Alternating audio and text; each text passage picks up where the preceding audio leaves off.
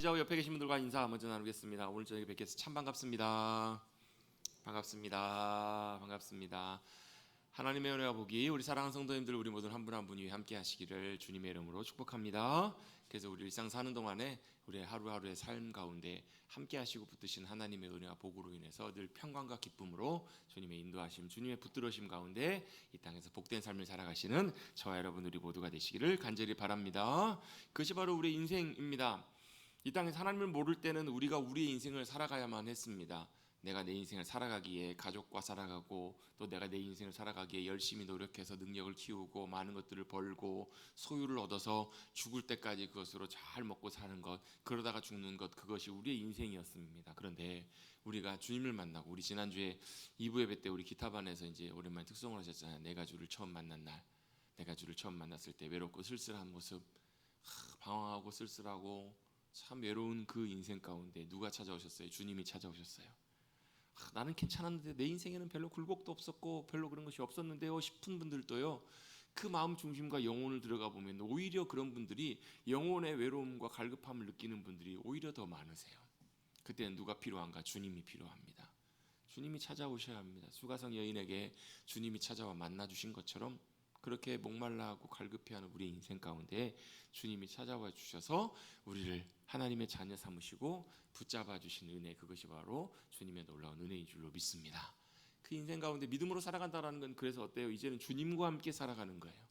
내 인생 내가 혼자 살아가지만 그래서 어때요? 온 세상 사람 다 나를 몰라줘도 나와 상관없어도 주 예수 나를 안 버려. 저는 어렸을 때부터 이 찬양을 많이 듣고 알았었지만 그냥 의미 없이 부르다가 과거에 예전에 한 20년 전쯤에 그 김우현 감독이라는 분이 만들었던 영상이 있어요. 팔복이라고. 보신 적 기억이 나실 거예요. 최춘선 할아버지의 이야기. 10년이 가나는 자는 복이 있나니 천국이 저들의 것이묘라는 말씀을 배경으로 최춘선 할아버지라고 하는 할아버지, 맨발의 성자, 맨발로 다니시면서 복음을 전하셨던 그 할아버지의 이야기를 다큐멘터리로 나왔던 영화가 영상이 있었는데요. 그걸 보다가 그 중간에 그런 얘기를 하세요. 할아버지 왜 이렇게 맨발로 복음을 전하세요 하면서 그 얘기들 쭉 설명해 주시면서 그 찬송가 가사를 할아버지가 얘기를 하세요. 온 세상 날 버려도 주 예수 안 버려. 아무도 나를 알아주지 않고 아무도 듣는 이가 없을지라도 누가요? 주님이 나를 안 버리시고 주님이 나를 붙드시고 인도하시기 때문에 나는 괜찮아. 여러분, 이것이 진정한 믿음의 고백이 아닐까요? 다윗도 마찬가지였을 거예요. 주변에 가는 데마다 사람들이 다 사울왕에게 밀고를 하고 여기저기 피할 곳도 없고 늘 주변의 대적들이 자기를 삼키려고 하고 막 시편에 보면 그런 고백들이 너무너무 많잖아요. 근데 그럼에도 불구하고 그가 그렇게 낙심하고 괴로워하고 걱정하고 염려하고 슬퍼하고 때때로는 분노하고, 하나님 도대체 저 인간들은 왜 저렇습니까? 하나님 저 인간들을 찢어주십시오. 저 인간들을 저주해 주십시오. 이렇게 하나님 앞에 부르짖다가도 결국 그가 내렸던 결론은 바로 뭐냐면, 그럼에도 불구하고 내 생명이 주님께 있고 그 주님이 나의 생명을 붙드시고 나와 함께 하시고 지키시고 붙드시는, 나와 함께 하시고 인도하시는 하나님이심을 그가 다시 한번 발견하게 되고 깨닫게 됐을 때 그는 어때요? 주님, 제 마음이 확정이 되었습니다. 결정되었습니다. 내가 주님을 노래하겠습니다. 찬송하겠습니다.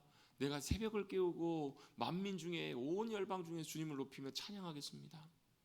이게 바로 다윗이 경험했던 하나님, 그의 고백이 되었던 거예요. 그게 여러분 믿음의 삶이 아닐까 싶습니다.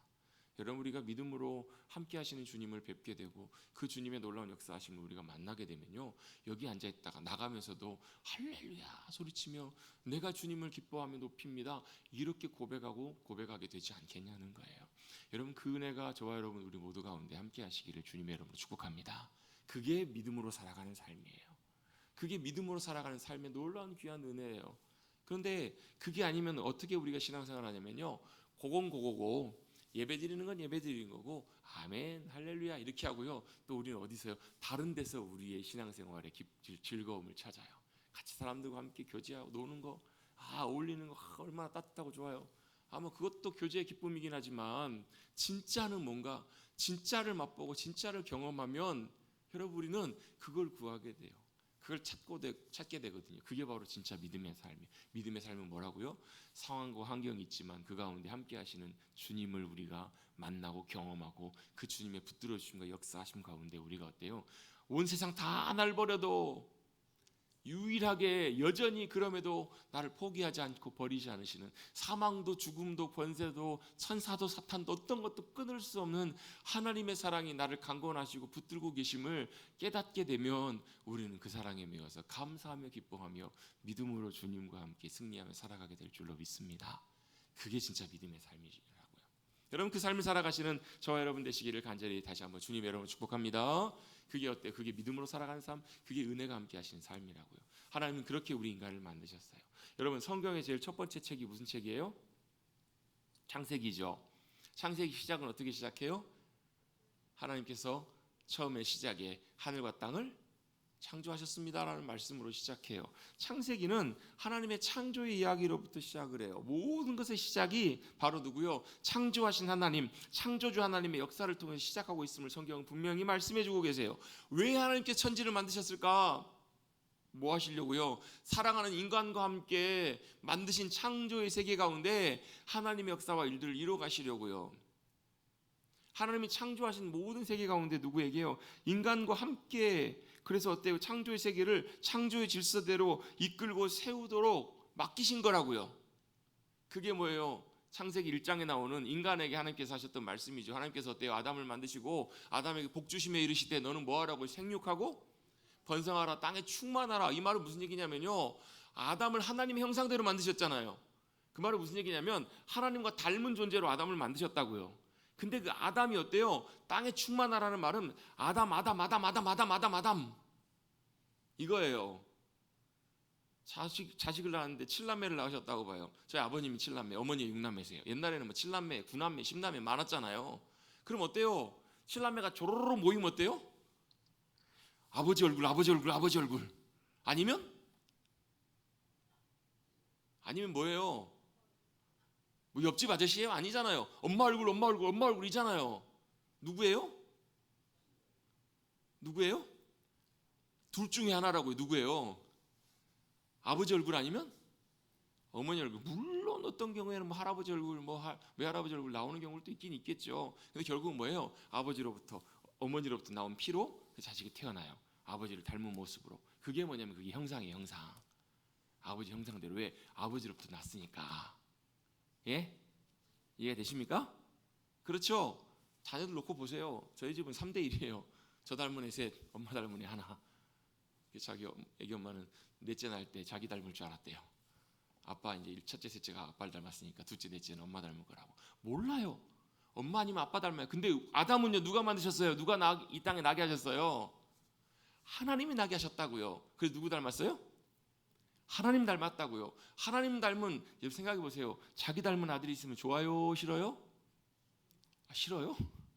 자기 닮은 딸 보면 어떠세요? 징글징글 하세요? 그렇잖아요. 손주, 자식들을 보면 어때요? 마음이 얼마나 좋아요. 나를 닮은 내 식구구나, 내 핏줄이구나, 내 자식들이구나, 내 수손들이구나. 여러분 얼마나 마음이 좋아요. 하나님께서 아담을 만드시고요, 아담에게 생육하고 번성하라, 땅에 충만하라는 말씀이 그 의미예요.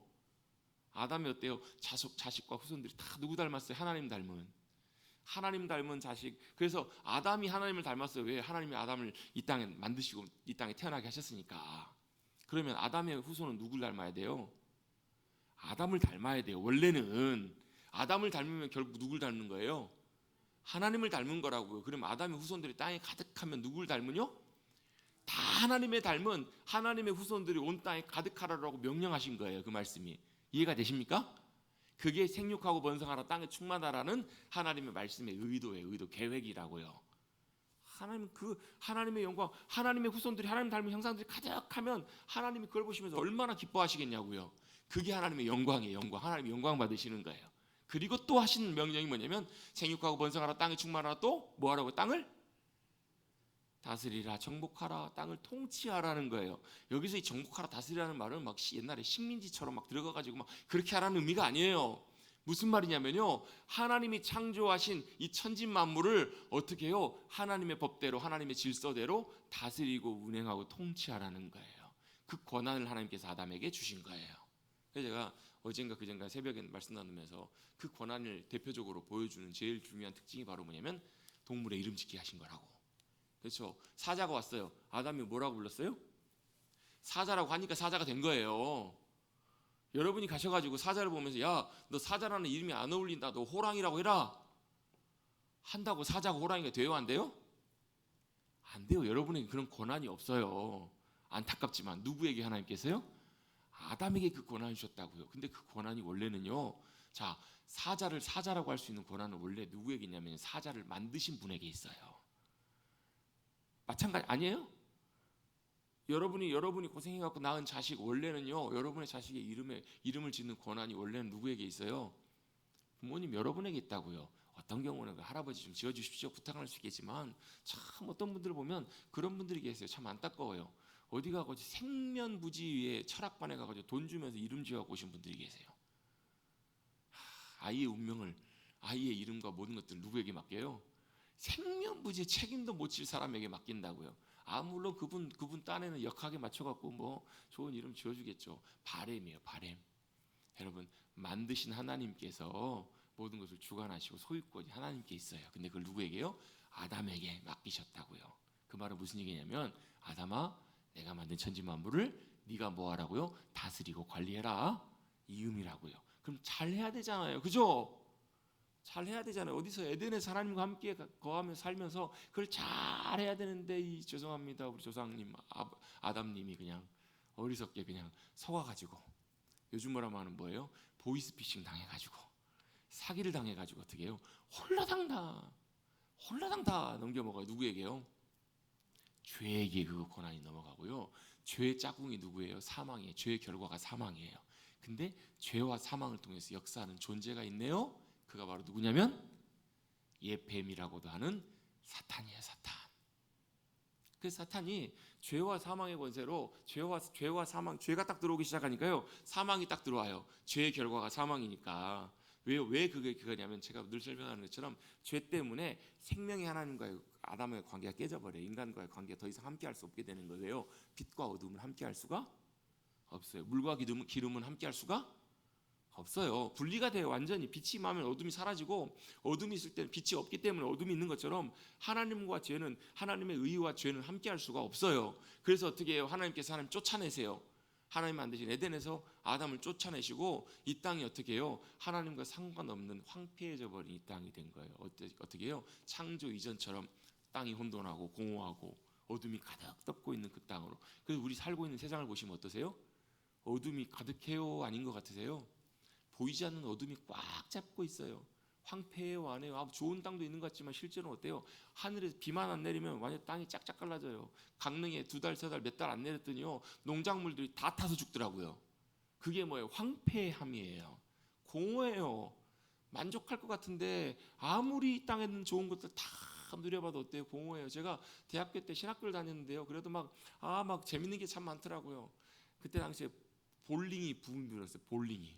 볼링장이 그때까지는요 정말 막 유행해가지고요, 볼링장을 몇 시까지 했냐면 새벽 2시까지 했어요. 볼링장에 몇 시까지 볼링을 쳤을까요? 수업 끝나면 친구들하고 야 볼링 치러 가자 해가지고 우르르 몰려가요. 볼링장이 많이 치면 4명 5명밖에 못 치잖아요. 근데 우르르 막 반 클래스 아이들이랑 올라가면 막 20명 30명씩 막 놀러가요. 서너 배 몰러가요. 그러면 어떻게 해요? 4명 5명 하니까 맨레인 해도 시간이 한참 걸려요. 한 게임 치는데 한참 걸려요. 몇 게임 치다 보면 10시 11시네? 집에 안 가요. 뭐예요? 갈 친구들은 가고요. 제가 기숙사 살았거든요. 기숙사에 친구들 어때요? 몇 시까지 볼링 쳤을까요? 볼링장이 2시에 문 닫는다고 제가 말씀드렸어요. 볼링장 문 닫을 때까지 볼링 쳐요. 또 나와가지고는 어때요? 편의점에 가가지고 막 라면, 배고프니까 그때 막 라면 사 먹고 막 술 마시고 막 그러고 다니진 않았습니다. 저는.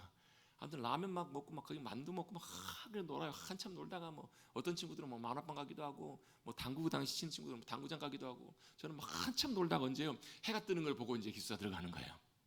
들어가면 또 뭐예요? 6시 새벽기도 있잖아요. 또 새벽기도 갖고 뭐예요? 주여, 새벽기도 자다가 오고. 그게 일상이었어요. 그렇다고 뭐 이렇게 막 술 마시고 방탕하게 사진 않았지만, 막 그렇게 놀다 보니까 뭐예요? 새벽에 아침 해 뜨는 거 들어가면서 보면서요, 내가 정말 잘 놀았다라는 생각보다요, 무슨 마음이 드냐면 공허한 마음이 들어요. 내가 놀고 싶어서 그렇게 놀았는데, 어떨 때는 막 만화방에서 밤새도록 만화 보다가 올라가요. 재밌는 만화 얼마나 재밌게 봐요. 뭐 물론 많이 그러진 않았어요, 저는요. 근데 가고 가면 참 재밌어야 되는데 제 마음속에 찾아오는 마음은요, 그렇게 공허할 수가 없어요. 여러분 세상에 있는 것들은요, 좋은 거 사고 싶은 거 다 물론 하십시오. 근데 우리가 이건 알고 하셔야 돼요. 세상에 있는 좋은 것들이 우리의 마음의 공허함을 채워줄 수는 없다는 거예요. 좋긴 좋은데요, 하고 나면 여전히 마음속에 내 영혼에 채워지지 않는 것들이 있어요. 그건 누가요? 주님이 채워주셔야 되기 때문에 그래요. 주님으로 채워져야 되는 공간에 없기 때문에 세상의 모든 것들이 공허하다고요. 그래서 아담은 그런 삶을 살게 된 거예요. 그래서 세상도 창조주 하나님께서 만드신 창조 일사가 깨지면서 세상도 어떻게 돼요? 결국은 비참해져요.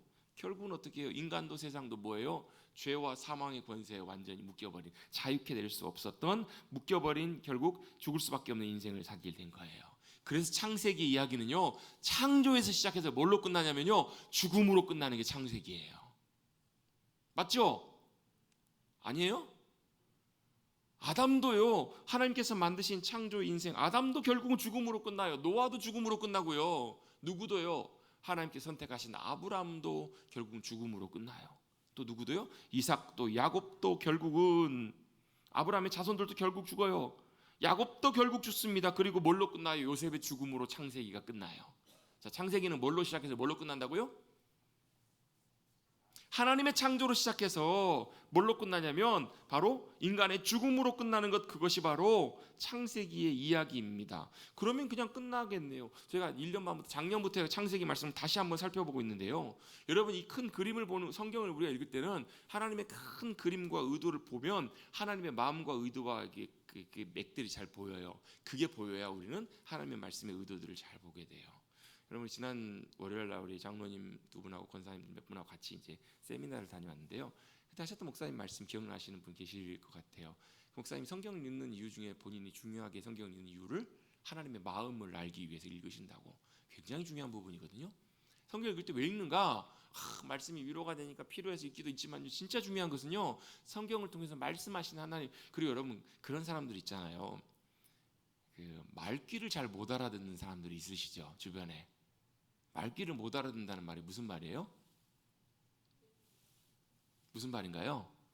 말을 하면 그 사람의 말의 의도를 알아야 되는데 말의 의도는 제대로 잘 이해하지 못하고 액면 그대로 받아들인다든지 아니면 자기 나름대로 그 의도들을 잘못 오해하면 어때요?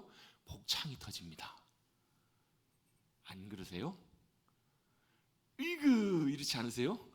왜요? 말은요, 말의 하나하나 그거보다 더 중요한 게 있어요. 그게 뭐예요? 말하는 사람의 의도와 마음의 생각과 계획들을 잘 아는 것들이 참 중요해요. 하나님께서도 우리에게 말씀하세요. 말씀하시는데 중요한 건 뭐예요? 하나님은 말씀하시는데 우리 뜻대로 우리 마음대로 이해하면 어때요? 오해해요. 오해. 잘못 이해하면 하나님께서 참 안타까워하시고 답답해 하신다고요. 뭘 알아야 돼요? 하나님의 마음을 알고 하나님이 어떤 분이신지를 알고 하나님이 어떻게 행하신지를 우리가 더 잘 알면 알수록, 그렇잖아요 여러분. 그분을 잘 알면 말을 이렇게 해도 어때요? 대충 알아들어요. 왜? 그분이 어떤 의도로 어떻게 어떤 상황에서 어떤 얘기를 했으니까 아마 이거 얘기를 하셨을 거야 라고 어느 정도 알아듣는다고. 근데 생전 처음 보는 사람하고 얘기를 하면요, 그 사람이 말하는 습관과 특성과 이런 걸 잘 모르기 때문에 잘 못 알아듣는 경우들이 훨씬 많아요. 하나님 말씀도 마찬가지예요. 계속 읽고 보면서 뭘 하나님의 마음을 아셔야 된다고요. 자, 창세기가 창조로부터 시작했어요. 그리고 죽음으로 끝나요. 그것이 여러분 창세기 결론이기 때문에 끝인가? 그렇지 않아요. 여러분 하나님은 어떤 하나님이세요? 생명의 하나님이세요. 하나님 어떤 하나님이시라고요? 생명의 하나님이세요. 창조주 하나님, 생명의 하나님은 사실 죽음과 맞는 분이 아니세요. 그런데 여러분 인간의 결론은, 죄인된 인간의 결론은 뭘로 끝나요? 죽음으로 끝난다고요. 그러면 그것으로 끝인가? 그것만은 아니에요. 여기서부터 중요한 게 있어요. 잘 들으세요. 잘 들으십시오. 자, 창조에서 시작해서 뭘로 끝났다고? 죽음으로 끝났다고요. 인간은 죄인이기 때문에 결국 죽음으로 끝나요. 근데 그러면 죽음으로 끝났으니까 끝인가? 그게 아니라고요. 중요한 한 가지가 있어요. 그게 바로 뭐냐면 믿음으로 사는 사람들의 죽음은요, 그냥 그대로 죽음으로 끝나지 않는다라는 거예요.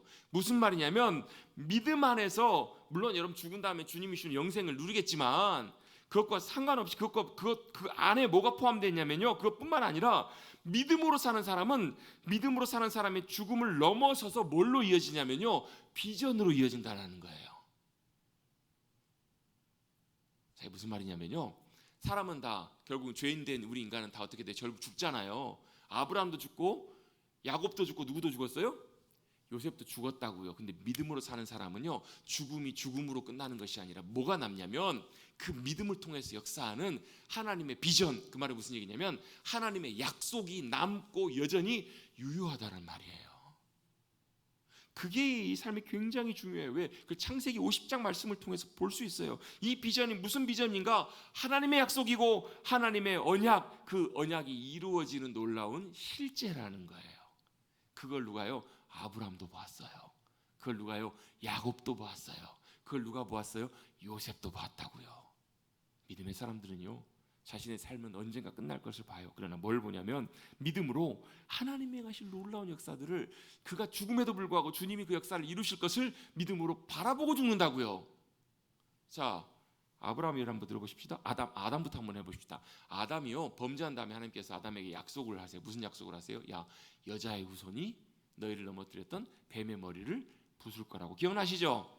제가 맨날 막 강조하는 말씀이냐. 왜? 그게 하나님의 약속들을 쫙 이어보면요, 이게 의미가 있기 때문에 그래요. 제일 먼저 하셨던 약속을 메시아닉 언약이라고 하는데요, 여자의 후손이 누구예요? 예수님이시라고요. 자, 아담이 아들을 낳았어요. 누구를 낳았어요? 가인과 아벨을 낳았어요. 그리고 또 가인과 아벨이 결국 가인이 아벨을 죽이고 가인을 하나님께서 그를 죄를 아무튼 버림받잖아요. 그 다음에 셋이 태어나요. 셋이 태어났으니까 이게 여자의 후손이니까, 여자의 씨니까 이가 뱀의 머리를 박살낼까? 기다렸겠죠. 근데 기어요, 아니어요? 아니어요. 그 다음 후손 에노스, 아담 셋 에노스가 태어났어요. 에노스의 이름의 뜻이 뭐예요? 인간이다, 후회이다, 죽음이다, 그런 뜻이에요. 결국 인간이 그런 존재다는 것을 깨닫기 때문에 이름을 에노스라고 죽은 거예요. 여러분 생각해 보십시오. 이름을 그렇게 뭐 후회, 연약함 이렇게 지으면 어때요? 부를 때마다 후회, 저 인간은 후회야, 이러면 안 되잖아요. 에노스를 그렇게 이름을 지었다고요. 아니, 여자의 후손이 뱀의 머리를 부수시는 놀라운 승리를 약속하셨잖아요. 그가 살아생전에는 보지 못했지만 그가 만약에 믿음 가운데 죽었다면 아담도 뭘 봤을까요?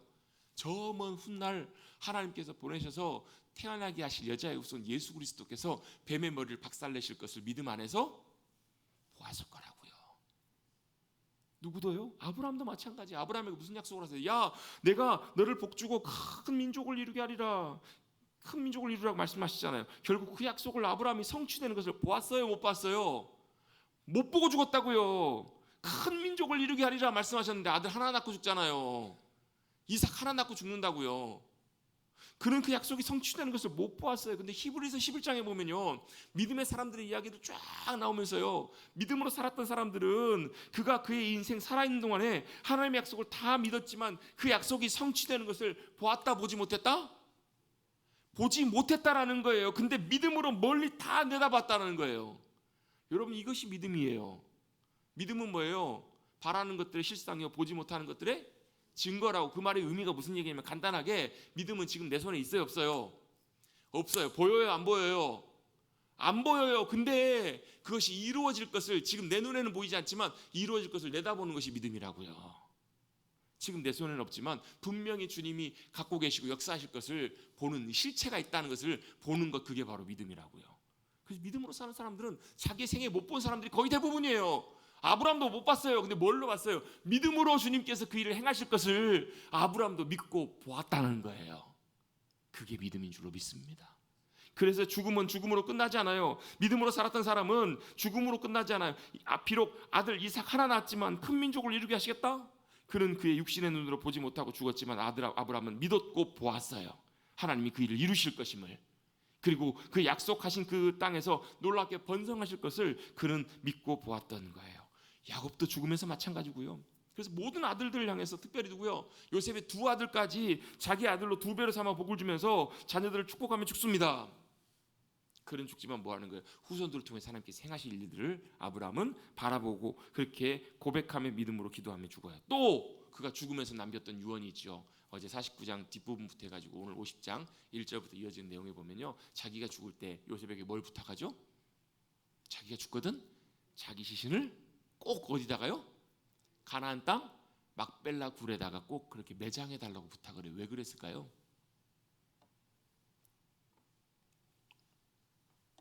왜 그랬을까요? 그 자리가 명당이어서. 산수, 그 뭐야, 저기 뭐죠, 저기 그거에 따라서 참 이게 명당이어서, 또 뭐 때문에요? 고향이어서, 자기 고향이었으니까.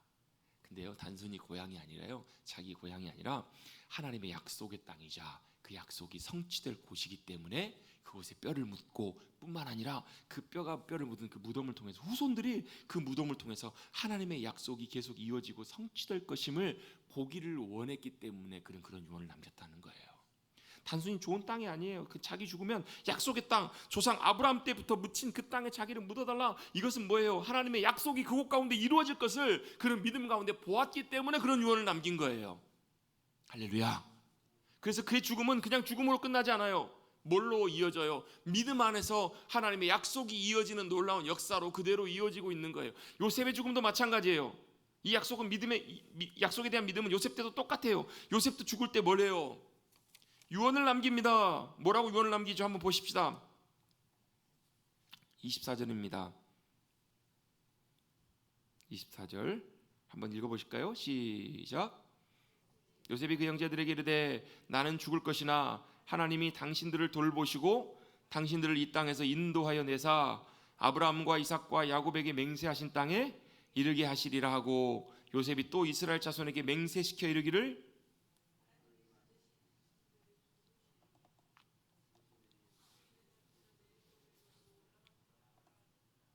아멘. 성경 다른데 다 보고 계신가 봐요. 몇 분만 50장 보시고 다른 분들은 다 어디 출애굽기 어디 보고 계신가 봐요. 자, 다 읽으셨죠? 이게 무슨 의미예요? 그 이후에 이루어질 일들을 요셉은 믿음 가운데 바라보는 거예요. 나는 죽겠지만 하나님께서 당신들을 돌보시고 인도하셔서 어디로요? 아브라함과 이삭과 야곱에게 맹세하신 약속의 그 땅에 이르게 하실 거라고요. 그걸 요셉은 믿고 있는 거예요. 하나님께서 그 약속들을 반드시 이루시고 성취하실 것을 요셉은 분명히 믿고 있어요. 그래서 뭐라고요? 자, 이스라엘 후손들에게, 자신의 후손들에게 맹세를 시킵니다. 꼭 지키도록 강력하게 맹세를 시켜요. 이르기를 하나님이 반드시 당신들을 돌보시고 찾아오실 때가 있을 텐데, 그래서 너희들을 이곳에서 인도하여서 약속의 땅, 하나님 거하실 그 땅으로 인도하실 텐데, 그때 꼭 뭐 해달라고요? 자신의 해골을 꼭 가지고 메고 올라가 달라고 부탁을 합니다. 그게 뭐가 돼요? 유언이지만 그게 뭐가 돼요? 하나님의 약속이 이루어질 때 놀랍게 그들이 행할 하나님의 놀라운 약속의 비전이 되는 거예요. 그래서 비록 요셉은 그곳에서 입관하고 거기에 뼈가 남아있지만 결국은 어때요? 여러분, 출애굽기 13장 말씀 한번 찾아보십시다. 출애굽기 13장 19절입니다.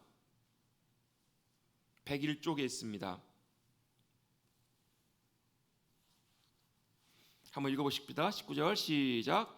모세가 요셉의 유고를 가졌으니 이는 요셉이 이스라엘 자손으로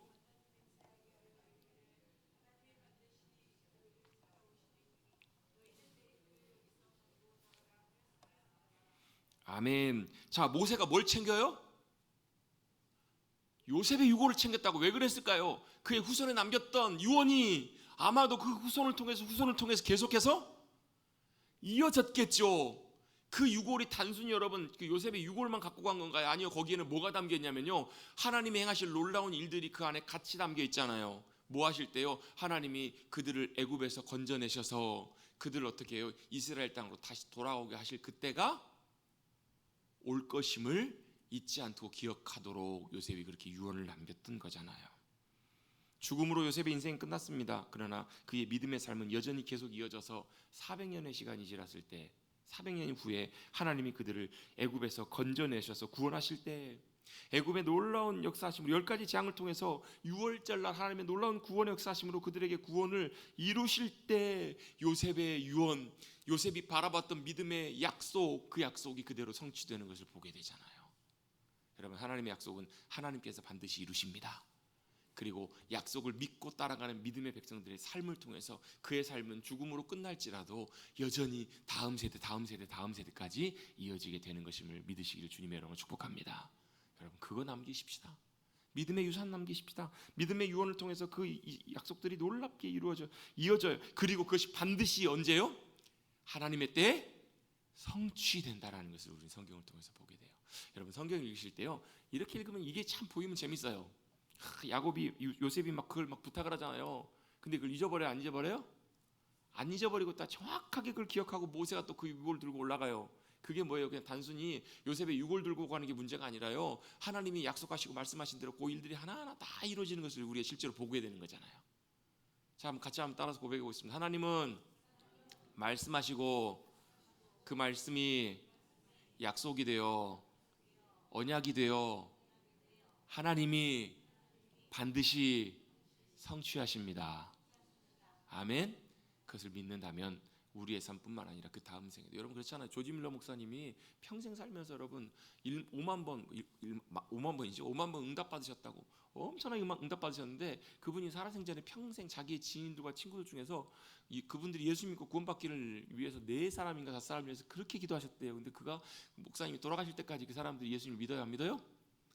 안 믿었대요. 근데요, 조지 밀러 목사님 돌아가시는 그 장례식을 통해서 2사람이 예수를 믿게 되고요, 장례식 이후에 나머지 2사람도 다 예수를 믿게 되셨다라는 거예요. 자, 조지 밀러 목사님 기도하셨어요. 영혼 구원을 위해서 기도하셨어요. 그 약속이 이루어진, 기도가 이루어진 걸 보셨어요? 못 보셨어요? 장례식 때 찾아와가지고 예수 믿는 사람 봐요, 못 봐요? 못 보잖아요. 장례식 때 간에 누워있다가 그분이 막 예수 믿게 됐다는, 갈짝 벌떡 일어나가지고 아유 감사하다고, 이런 기절초풍할 일 아니에요. 그 새생전에 못 보셨지만 그 인생의 이유를 넘어서, 그리고 그분의 귀한 믿음의 유산이 지금까지도 전해지고 있잖아요. 저도 옛날에 조지 밀러 목사님의 간증을 들으면서 책들을 보면서 얼마나 도전이 되는지 몰라요. 먹을 게 없어요. 아침밥 먹고 먹을 것이 없어요. 그래가지고 고아원 총무가 많이 있을 땐 1,500명까지도 고아들 돌봤거든요. 총무가 가지고 그 목사님, 아이들 먹일 점심밥이 없습니다. 예, 알겠습니다. 기도할게요. 가세요. 이분 총무가 어때요? 안절부절해요. 해결이 안 되니까 11시가 넘어가고 밥 먹을 때가 다 돼서 종을 쳐야 되는데 얼마나 걱정이 돼요. 아무런 답이 없으니까. 목사님한테 가서 또 얘기하면 어때요? 기도하고 있잖아요. 이러시는 거예요. 정확하게 종 치라고 딱 해요. 종 딱 치는데요, 그 고아원 앞에 트럭이 딱 도착해요. 뭔가 그런 얘기 여러분, 제가 여러분 많이 나눴잖아요.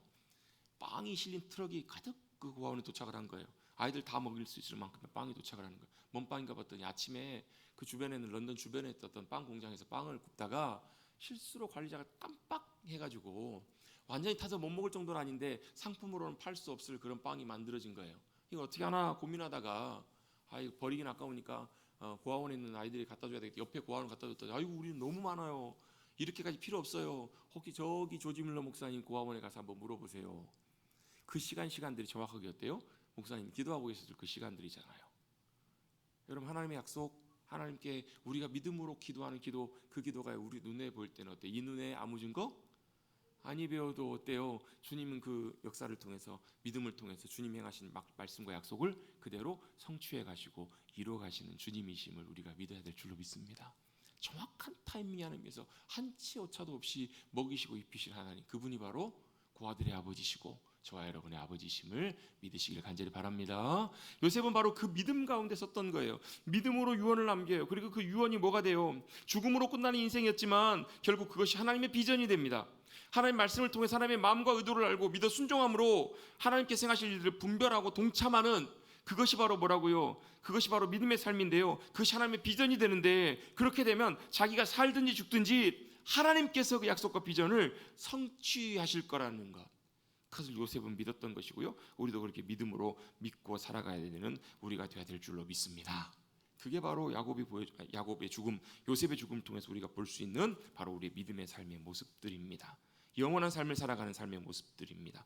야곱의 인생도 결국 죽음으로 끝났습니다. 그러나 하나님께서 그 야곱을 통해서 약속하신 약속들, 또 요셉을 통해서 그것들을 계속 이어가게 하시는 것을 우리가 기억하시고 창세기 말씀을 잘 마무리하셨으면 좋겠습니다. 또 한 가지는 뭐냐면, 야곱의 인생도 결국 죽음으로 끝나지만 야곱의 삶을 회복시키시는 하나님의 놀라운 은혜를 보게 돼요. 무슨 얘기냐면, 야곱의 삶은 평생 어때요? 둘째로 태어나가지고 나 이 땅에 태어나 둘째로 태어나 소름받고 맨날 구박받고 제대로 대우도 못 받고 평생을 아웅다웅 그렇게 살았던 인생인 것 같지만요, 실제로는 하나님께서 야곱을 선택하시고 놀랍게 빚어가시고 역사에 가시잖아요. 우리 성경을 통해 쭉 살펴봤잖아요. 그렇죠? 그럼 마지막은 어때요? 그 인생 보면 늘 항상 형하고 싸워가지고 상처 있고, 또 가가지고 라헬 달라고 했는데 레아를 줘가지고 얼마나 외삼촌한테 뒤통수를 세게 맞아요. 그것 때문에 어때요? 집안이 다 꼬이잖아요. 결혼 생활이 첫 시작부터 완전히 꼬여가지고 아들들끼리도 서로 막, 결국은 형제들이 어때? 배다른 형제들이 요셉을, 자기 가장 사랑하는 요셉을 자기 죽은 줄 아는 죽은 것처럼 그렇게 거짓말하고 이런 말도 안 되는 일이 일어나요. 근데 놀랍게도 감사하게도 하나님께서 은혜 가운데 어떻게 해요? 그와 그의 가정을 완전히 회복시키시잖아요. 그의 인생의 노년이 어때요? 내가 험악한 인생을 살았습니다. 그러나 어때요? 그는 지금 세상에서 가장 강력한 바로 왕을 축복해 주는 자리에 있어요. 그렇잖아요. 그리고 자기가 죽은 줄 알았던, 잃어버린 줄 알았던 아들 요셉과 요셉의 후손들까지 그는 만나게 돼요. 그걸 누가 하세요? 하나님이 회복하게 하시잖아요. 내가 이제 죽어도 여한이 없습니다. 하나님에게 큰 은혜와 복을 주세요. 뿐만 아니라 뭐예요? 자녀들까지 다 축복하고 자녀들과 인사하고 세상을 마지막 마무리하고 떠나게 되는데요. 떠나는 모습도 성경에 보면 참 복되잖아요. 요셉이 직접 아버지의 장례를 책임지면서 제일 좋은 것들로 향으로 그 마지막 장례를 다 40일 동안이나 향으로 그 아버지의 시신을 입관을 하고요.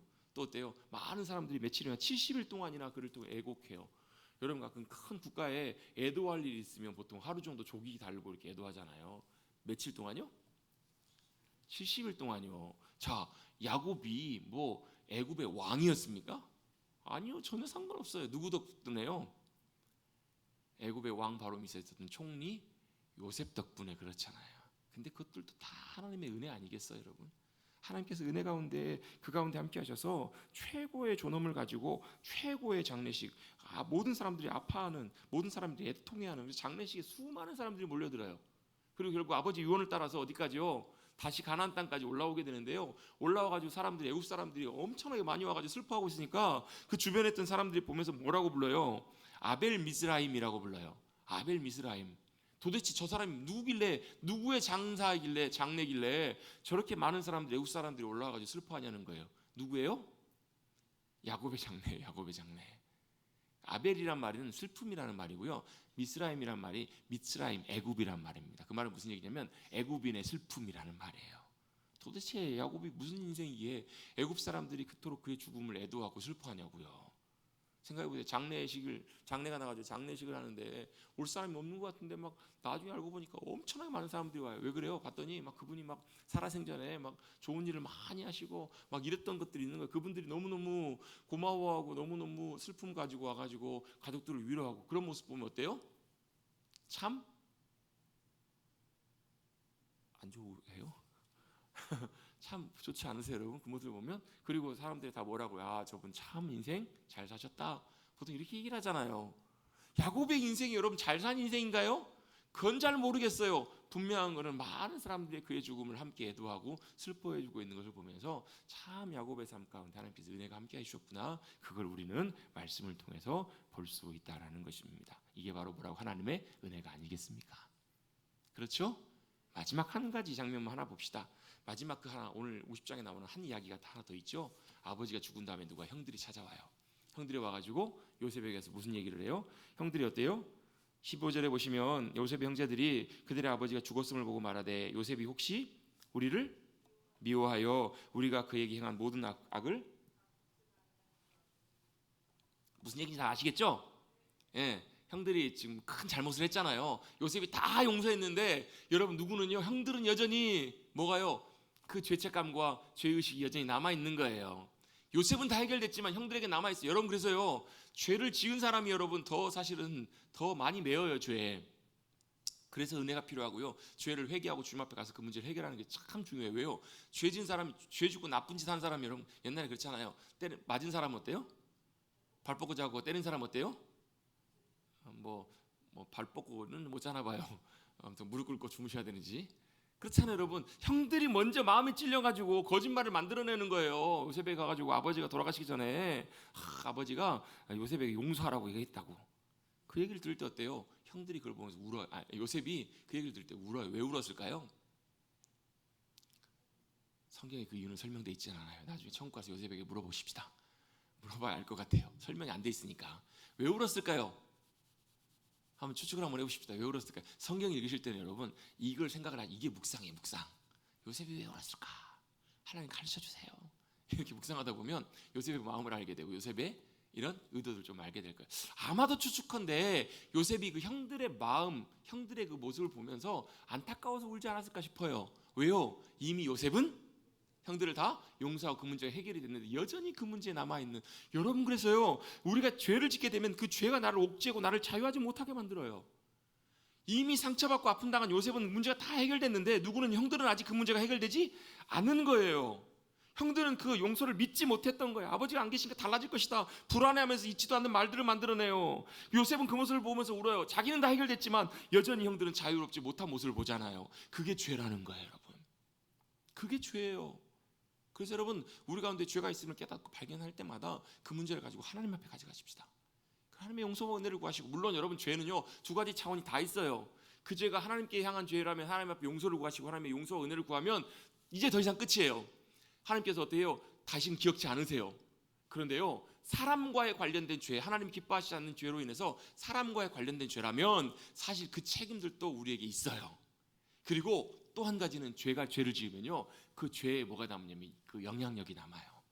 그걸 어떻게 하냐면 다윗의 죄를 보면 알아요. 다윗이 바세바를 범하잖아요. 우리아까지 죽여요. 나단 선지자를 통해서 하나님께서 다윗이 회개하며 주님 앞에 나갔을 때 하나님 당신 용서하셨다고. 그럼 끝난 거잖아요. 근데 그 죄 때문에 뭐가요? 그 죄의 결과가 그의 가문과 그 집에 그대로 나타나요. 하나님께서 그의 경고하신 대로 그대로 돼요. 백주 대낮에요 다윗의 아내들이요 아들 압살롬을 통해서 겁탈을 당하고요. 또 어때요? 암논이요 그 이복 누인 압살롬의 여동생인 다말을 범하고요. 압살롬은 암논을 죽이고요. 이런 칼과 피가 흥건하게, 나중에는 어때요? 압살롬이 칼 들고 아버지 죽이겠다고 쫓아오는 그런 일들이 생겨요. 그게 다 뭐예요? 하나님 그 죄를 용서하셨지만 그 죄에 뭐가요? 영향력이, 대가가 그대로 남겨진 거예요. 하나님 그 죄를 통해서 우리를 완전히 받아들이고 용서하셨지만 우리 여러분 다치고 나면 어때요? 상처가, 흉터가 남잖아요. 그것처럼 죄에 그런 것들이 남아요. 제일 좋은 건 죄 안 짓는 거예요. 근데 그럴 수 없기 때문에 죄를 지으면 빨리 주님 앞에 나가서 그 문제를 해결하시고, 관계 가운데 풀 거 있으면 풀 것이고, 형제들과 사과할 일 있으면 용서할 일 있으면 서로 화해하시고 주님 앞에 믿음으로 나가셔서 주님의 회복과 용서를 우리가 구해야 될 줄로 믿습니다. 요셉은 완전히 용서했어요. 용서라는 것은 여러분 뭐 공정한 것, 공의를 포기하는 게 아니에요. 여러분 용서라고 해서요 완전히 공의, 의로운 것을 다 그냥 무시해버리고 그렇잖아요. 여러분 용서, 뭐 다른 사람이 큰 잘못을 했어요? 불이에요. 잘못된 거예요. 용서라는 말은 다 용서하기 때문에 그 불의를 무시해버리고 버리는 것이 아니에요, 여러분. 용서는요 그 공의를 포기하는 것이 아니에요. 불법을 용인해 주는 것도 용서가 아니라고요. 사람 죽이는 거 용서한다고 여러분 사람 계속 죽이도록 놔두는 것이 용서가 아니라고요. 그럼 뭐가 용서인가? 용서는요 내 공의대로 보복하는 것도 아니지만 당연히 하나님께 내 모든 것들, 그 문제를 공의의 하나님께 처리해 드리도록 올려 맡겨 드리는 것이 용서의 시작이에요. 그래서 오늘 보면 여기 용서라는 단어가 나오잖아요. 17절에도 보시면 그들의 허물과 죄를 용서하라, 이건 형들이 한 말이거든요. 이 용서라는 말이 어떤 말이냐면 나사라는 말이에요. 올려드리다라는 말이에요.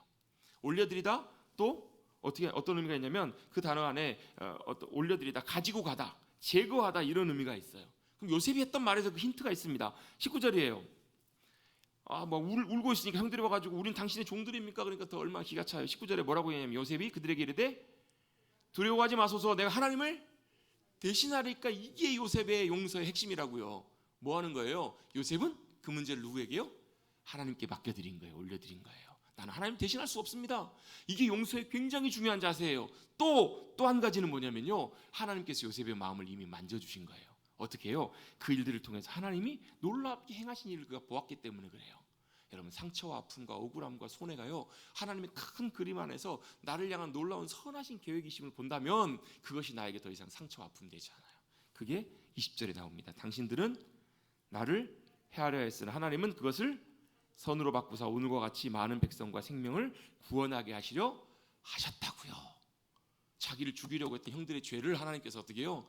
만민을 구원하는 놀라운 일들로 바꾸셨다고요. 그걸 알고 나니까 요셉이 어때? 할렐루야, 하나님이 나를 통해 놀라운 구원을 이루셨습니다, 이렇게 고백하게 되는 거예요. 그래서 21절 당신들은 두려워하지 마소서, 내가 당신들의 자녀를 기르고 그렇게 당신들까지 다 책임지겠습니다라고 이렇게 위로하잖아요. 사실 누가 위로해야 돼? 형들이 용서를 구하고 해야 되는데 요셉이 형들을 위로해요. 이게 바로 하나님 안에서 회복된 놀라운 믿음의 사람들의 모습들입니다. 죄는 우리를 얽매입니다. 그러나 오히려 주님의 만지심과 주님의 큰 역사하심들을 우리가 경험하게 되면 오히려 더 큰 놀라운 역사하심들과 행하심들을 우리가 바라보며 감사와 찬송으로 치유와 회복 가운데 주님 앞에 믿음으로 나가게 될 줄로 믿습니다. 그래서 여기서 중요한 게 뭐냐면 하나님의 주권이에요. 주권. 같이 한번 고백해 보시겠습니다. 하나님의 주권. 하나님의 주권. 하나님의 주권은 뭐예요? 하나님이 주도적으로 역사하실 때 인간의 악한 행동들도 사용하셔서 선하게 바꾸실 수 있다. 이게 하나님의 주권입니다. 또 하나님의 역사하심은요, 악인의 면전에서 하나님의 백성들을 통해서 선을 베풀어 주신 하나님이시다. 이것들을 우리가 바라볼 수 있습니다. 사실 요셉의 믿음의 놀라움을 금할 수가 없어요. 대단하죠? 그렇죠? 근데 하나님께서 은혜 가운데 함께 하시면 우리도 이렇게 놀랍게 믿음으로 고백하며 나갈 수 있음을 믿고 나가시는 저와 여러분들이 모두가 되시기를 다시 한번 주님의 이름으로 축원합니다. 오늘 세 가지 기억하십시다. 우리의 인생은 죽음으로 끝납니다. 그러나 믿음의 삶은 믿음을 통해서 놀랍게 하나님의 약속과 유업들이 이어진다라는 것, 다음 세대 영원토록 주님께서 약속을 이루어 가실 거라는 것, 또 야곱의 삶에 하나님께서 은혜로 함께 하셔서 그 끝과 마지막을 놀랍게 회복시키시고 영광스럽게 마치게 하셨다는 것, 마지막으로 용서의 진정한 의미, 또 회복된 믿음의 사람들 통해서 이게 여러분 원수를 용서하라는, 원수까지도 사랑하라는 말씀의 실제 모습이 아닐까요? 그렇지 않을까요? 자, 그렇잖아요. 저 같았으면 형들 딱 만나자마자 어땠을까요? 저것들 봐라. 그러면서 아마 주리를 틀어라. 아마 그리고 내가 당했던 고통을 니네도 똑같이 당해봐라 그랬을 것 같아요. 그렇다고요.